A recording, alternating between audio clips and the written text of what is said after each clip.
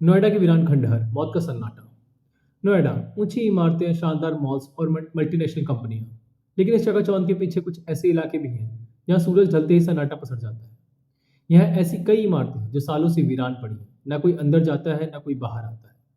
आज हम नोएडा के उन अबेंडेंड प्लेसेस की फाइलें खोलेंगे जिनकी कहानियां सुनकर आपके रोंगटे खड़े हो जाएंगे।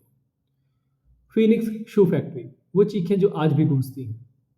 नोएडा के सेक्टर 60 में स्थित यह फैक्ट्री कभी शहर की जान हुआ करती थी, लेकिन एक भीषण आग ने यहाँ सब कुछ राख कर दिया।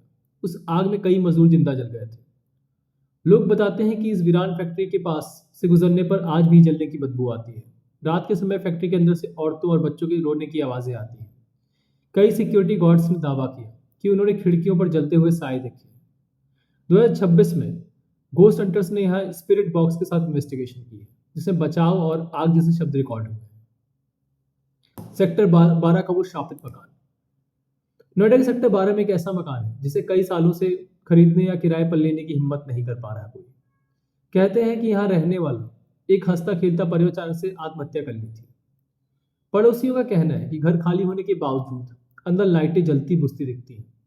रात को घर के अंदर से भारी फर्नीचर खिसकने की आवाजें आती हैं। जो भी इस मकान के सामने से गुजरता है उसे ऐसा लगता है कि कोई बालकनी से उसे घूर रहा है। सेक्टर 16 एससीएल के पास का वो साया। नोएडा के पॉश सेक्टर 16 के पास एक खास इलाका है। यहाँ के बारे में कहा जाता है कि यहाँ एक खून से सनी औरत लिफ्ट मांगती है। कई आईटी प्रोफेशनल जो नाइट शिफ्ट से घर लौटते हैं, उन्होंने बताया कि एक सफेद साया उनकी गाड़ी के बराबर दौड़ता है। जब वो गाड़ी रोकते हैं तो वहाँ कोई नहीं होता। यहाँ तक कि गाड़ियों के शीशों पर हाथ के निशान भी पाए गए।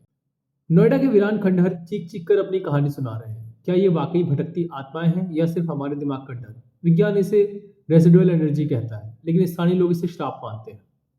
क्या आप नोएडा में रहते हैं? क्या आपने कभी इनमें से किसी जगह पर कुछ अजीब महसूस किया है? कमेंट्स में अपनी कहानियां बताएं। और अगर आप चाहते हैं कि हम इन जगहों पर लाइव जाएं तो चैनल को सब्सक्राइब करें। Thank you.